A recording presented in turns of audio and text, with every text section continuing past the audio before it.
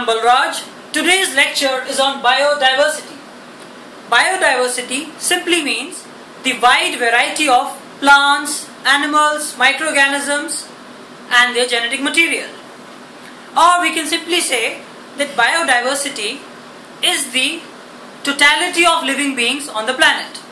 Now, we can see biological variety from three angles. The species variety, which means the variation in the species on the planet. The genetic variety, which means that not just different species have different genetic material, but even within one species there can be variation in the genetic material.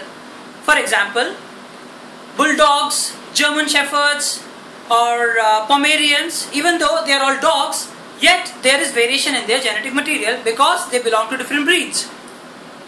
And the variation can also be seen in the ecosystems, like there are rainforest ecosystems, the coral reef ecosystems.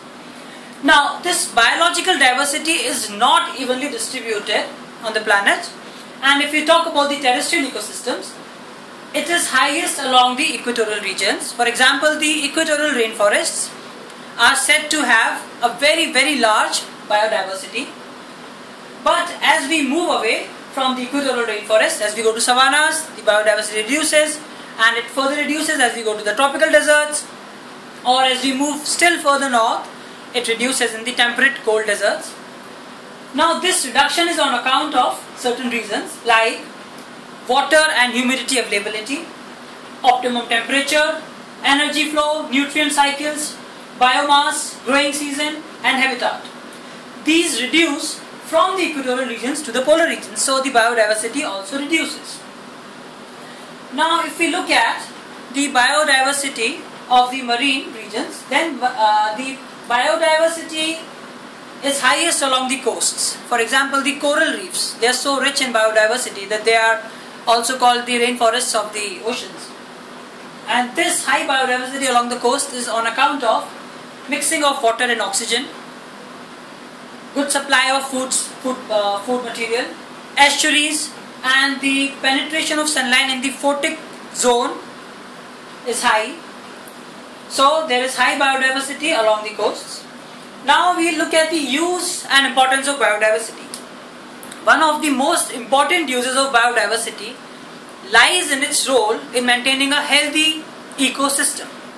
This happens because a varied ecosystem which has a large number of species is a stable and a healthy ecosystem, and it has a stable food chain and a stable food web. We can see it by the example of tigers and deers. Now, if there were no check on the population of deer population, the deers, which are herbivorous, would have eaten away a lot of green plants, and this would have disturbed the food chain.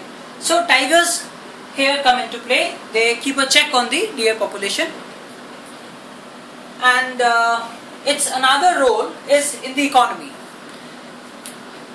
Agricultural development is the backbone of a lot of different countries, and for agricultural development, pollination by insects is important. And if we lose a certain species of insects, it may drastically affect the pollination of crops and thus affect our agricultural production. So the economy as well as the food supply for the human beings would be disturbed. And even from the scientific development point of view, it is important, because by the use of biotechnology, we can develop certain transgenic organisms which can yield higher production, and they can also supplement our diet with important vitamins. Moreover, we can develop new medicines either by the use of genes or by using some plant or animal product, and who knows, a lot of incurable diseases that we still have may be cured by an unknown species of plant or an animal. And why are we talking about biodiversity these days? The reason is that the rate at which we are losing biodiversity is so unprecedented that it is said that about 30% species face the danger of extinction. And even before we know that a species exists, because we have not been able to map the vast variety of species that exist on the terrestrial as well as the marine ecosystem, they are getting lost. So we are foreclosing our future options by losing biodiversity. And the problem lies in the fact that we cannot generate biodiversity. We have limitation on that. We cannot generate new species. The only way is to preserve the species that we have, and every single species counts in an ecosystem. And even for our sustainable development, biological diversity is important. So now what can be done to conserve it? The most important step for conserving it would be the habitat conservation. Now, there is a very large destruction of habitats, and this is happening on account of increasing urbanization, increasing demand for land for cities development, and also for the agricultural development we need more land. So we are cutting away trees. So this deforestation is destroying the habitat of the living organisms.